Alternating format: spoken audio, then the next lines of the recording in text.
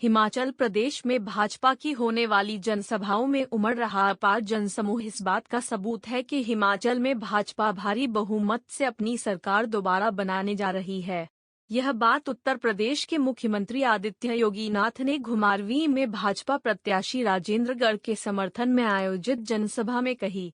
उन्होंने कहा कि 8 वर्ष पहले तक भारतवर्ष को दुनिया में कहीं भी ज्यादा तवज्जो नहीं दी जाती थी, लेकिन आज मोदी के प्रधानमंत्री बनने के बाद भारतवर्ष पूरी दुनिया में भारत का मान सम्मान बढ़ा है, वो पाया गया है। उन्होंने कहा कि ये भाजपा की ही सरकार थी जिसने कोरोना काल जैसी आपातकालीन स्थिति में लोगों को फ्री टेस्ट, फ्री दवाइयां, फ्री इंजेक्शन व मुफ्त राशन उपलब्ध करवाया। अगर उस समय कांग्रेस की सरकार होती तो वो ऐसा करने की बजाय इसमें भी लोगों से पैसा इकट्ठा करती। उन्होंने कहा कि जयराम ठाकुर के नेतृत्व में हिमाचल विकास के नए आयाम स्थापित कर रहा है। उन्होंने कहा कि आज भाजपा सरकार हर गरीब को फ्री आवास, फ्री इलाज की सुविधा प्रदान कर रही है। इन सभी से यह साफ दिखता है कि भाजपा की डबल इंजन सरकार हिमाचल में ही नहीं बल्कि पूरे देश में विकास की गंगा बहा रही है। उन्होंने कहा कि अगर हिमाचल में लोगों ने 12 तारीख को कांग्रेस को वोट देकर थोड़ी सी भी चूक कर दी तो प्रदेश एक बार फिर से माफिया राज व भ्रष्टाचार की चपेट में आ जाएगा। रिपोर्ट हमारा हिमाचल न्यूज पोर्टल के लिए विनोद चड्ढा, घुमारवीं से। भारत माता की जय! भारत माता की जय! वंदे मातरम! वंदे मातरम! वंदे मातरम! देवभूमि हिमाचल में आकर के मैं अपने आप को सौभाग्यशाली मानता हूं। माता नैनावती को भी मैं यहां से नमन करते हुए आप सभी भाइयों बहनों का हृदय से अभिनंदन करता हूं। मंच पर उपस्थित घुमारवीं विधानसभा क्षेत्र से भारतीय जनता पार्टी के लोकप्रिय प्रत्याशी, प्रदेश सरकार में खाद्य एवं नागरिक आपूर्ति मंत्री के रूप में जिन्होंने कोरोना काल खंड में हर गरीब तक फ्री में राशन पहुंचाने का काम किया है, ऐसे श्री राजेंद्र गर्ग जी, जिलाध्यक्ष श्री स्वतंत्र संख्यान जी, हमीरपुर लोकसभा क्षेत्र से पूर्व सांसद श्री सुरेश चंदेल जी, महंत श्री राजेंद्र गिरी जी, भारतीय जनता पार्टी के मंडल अध्यक्ष श्री सुरेश ठाकुर जी, विक्रम शर्मा जी, नरेंद्र ठाकुर जी, सुमित जी, नवीन शर्मा जी, राजेश शर्मा जी, राजेश ठाकुर जी, पुरुषोत्तम शर्मा जी, श्रीमती कमलेश ठाकुर जी और उपस्थित सभी भाइयों बहनों, आज प्रातः काल से ही मुझे हिमाचल प्रदेश विधानसभा चुनाव में कई विधानसभा सीटों में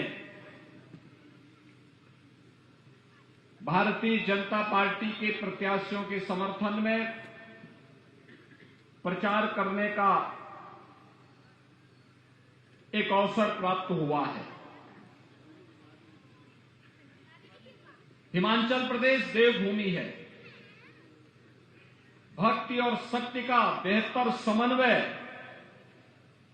हिमाचल प्रदेश के अंदर देखने को मिलता है और स्वाभाविक रूप से भक्ति और शक्ति के इस बेहतर समन्वय की ही मिसाल भारतीय जनता पार्टी की डबल इंजन की सरकार है।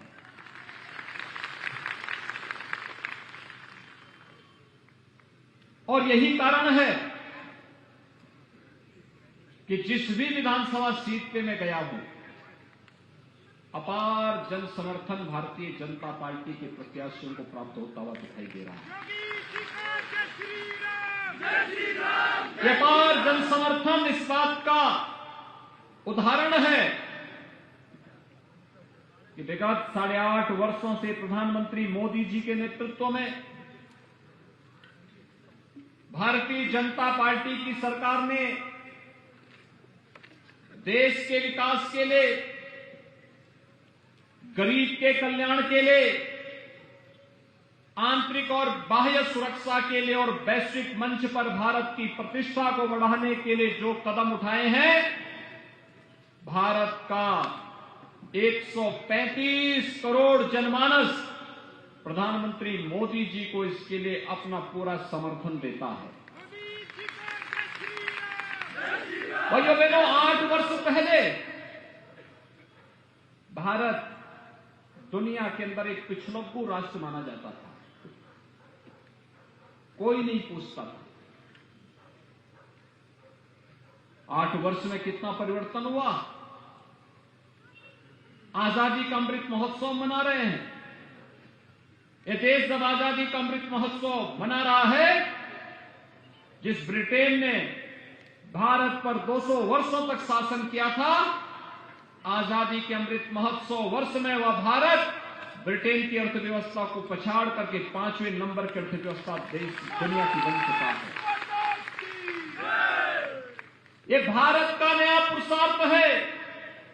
दुनिया के अंदर कहीं संकट आता है, आशा भरी निगाहों से दुनिया भारत की ओर देखती है, मोदी जी की ओर देखती है।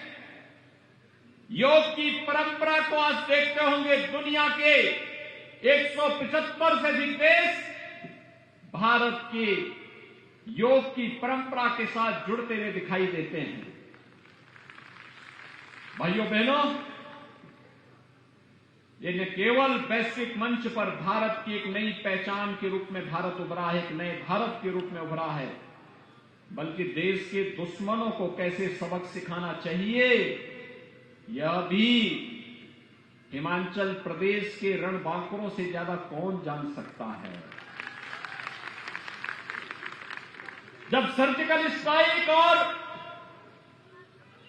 दुश्मन की माद में घुस करके उनके छक्के छुड़ाए जाते हैं, तो स्वाभाविक रूप से भारत के इस शौर्य और पराक्रम का लोहा दुनिया आज मान रही है।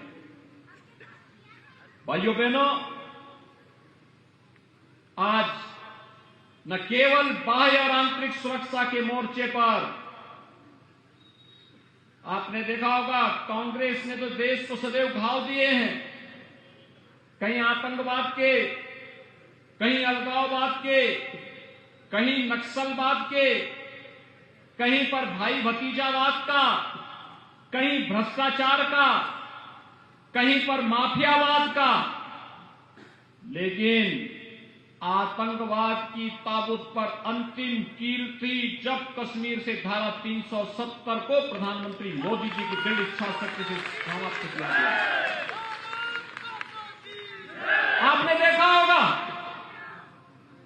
कि 1950 में जबरदस्ती जब भारत के संविधान का हिस्सा बना करके धारा 370 को इसका हिस्सा बनाया गया था,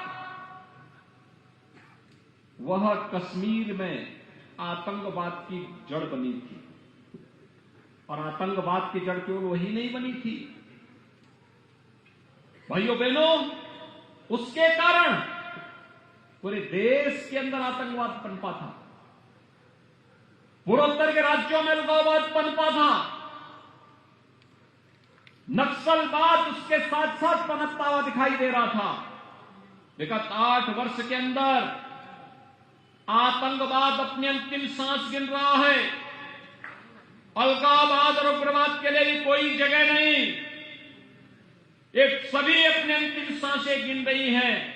और आज भारत बड़े बड़े इंफ्रास्ट्रक्चर के कार्यों के साथ जुड़ रहा है, हाईवे बन रहे हैं, मेट्रो बन रही है, एम्स बन रहे हैं, आईआईटी और आईआईएम बन रहे हैं।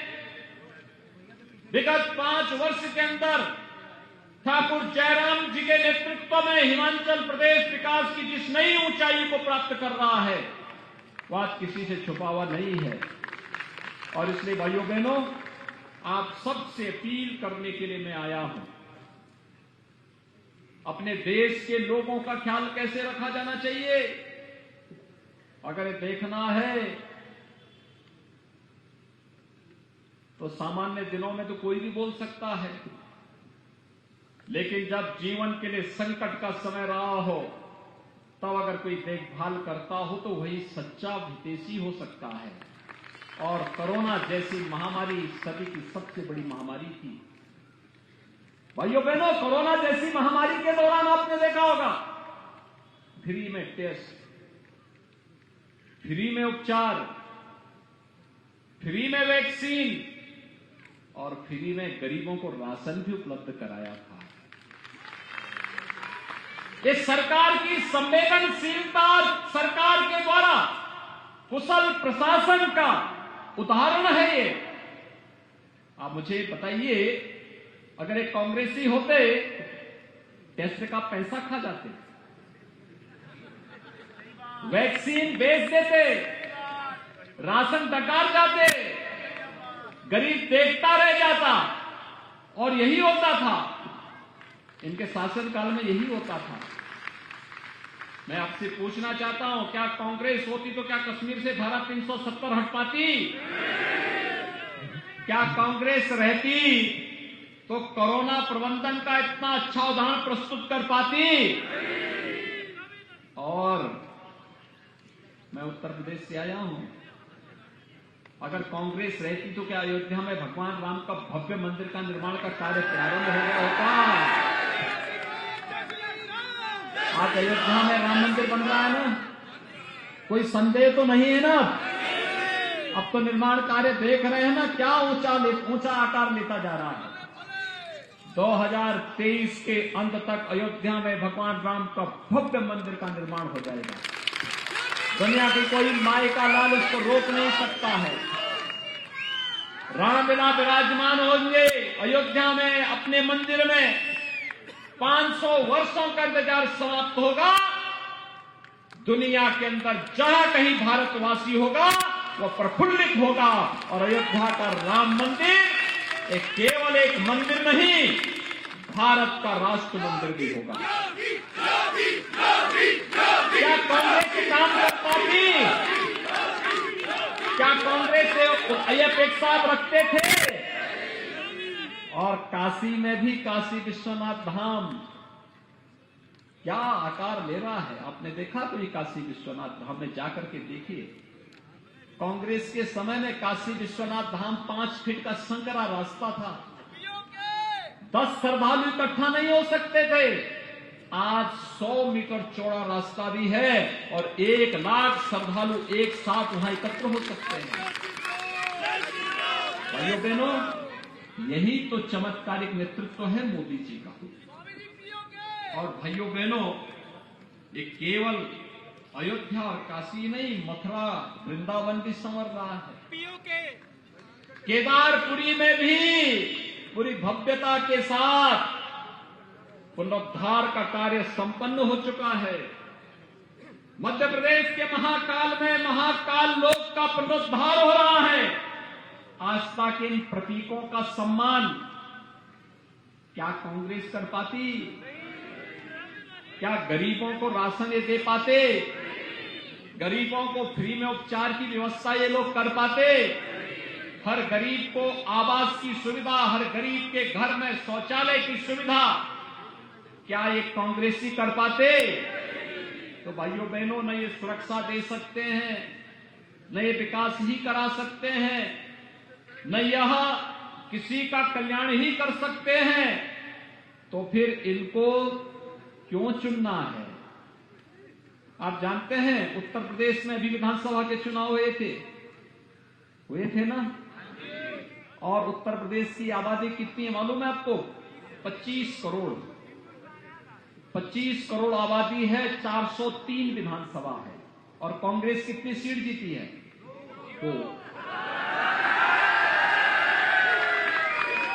2 सीट जीती है। और भाइयों बहनों, आप सुनते होंगे कि राम नाम सत्य है के लिए भी 4 आदमी चाहिए होते हैं। वहां कंधा देने के लिए कोई नहीं उनको। तो आज इस देवभूमि में कैन ऐसे लोगों को ढोने का प्रयास कर रहा है। मत ढोइए। और मैं इसलिए भी आपसे कह रहा हूं, डबल इंजन की सरकार जिस स्पीड के साथ विकास करा रही है हिमाचल प्रदेश की, भाइयों बहनों, शांति और सौहार्द की भूमि, देवभूमि के रूप में हिमाचल प्रदेश है। थोड़ी सी चूक हुई नहीं कि उत्तर प्रदेश में जिन माफियाओं पे हम लोगों ने डंडा लगा रखा है, वे सब भाग करके फिर यहीं आ जाएंगे। और इसलिए हम पूरी सतर्कता बना के रखें, किसी माफिया को नहीं आने देंगे, क्योंकि कांग्रेस का हाथ माफियाओं के साथ सदैव रहा है।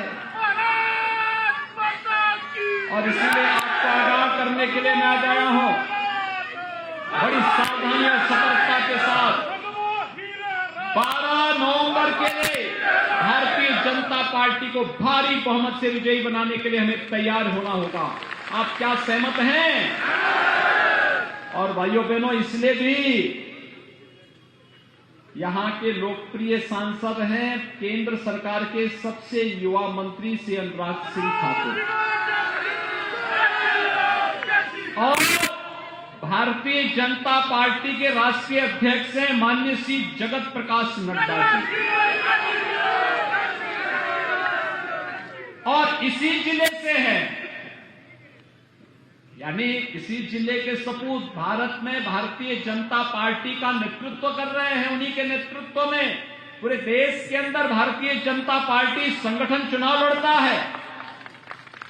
और इसलिए भारी बहुमत के साथ भारतीय जनता पार्टी के प्रत्याशियों को जीतना चाहिए। राजेंद्र जी ने बहुत अच्छा काम किया। पहले 10 वर्ष विद्यार्थी परिषद और संगठन के लिए समर्पित किए। आज यहां पर विधायक और प्रदेश सरकार में मंत्री के रूप में आपकी सेवा कर रहे हैं। भारी बहुमत से विजयी बना करके भेजे। विश्वास के साथ कह सकते हैं, विकास की एक नई ऊंचाइयों के साथ घुमावरी विधानसभा और हिमाचल प्रदेश आगे बढ़ेगा। 12 नवंबर के लिए क्या आप सभी सहमत हैं? भारी बहुमत से विजयी बनाएंगे। मंत्री के रूप में बड़ी जिम्मेदारी होती है, पूरे प्रदेश की जिम्मेदारी होती है।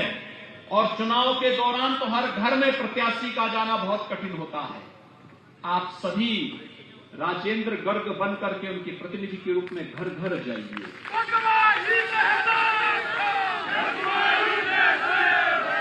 12 नवंबर को केवल कमल का फूल नजर आना चाहिए, हर जगह कमल का फूल। क्या आप सहमत हैं?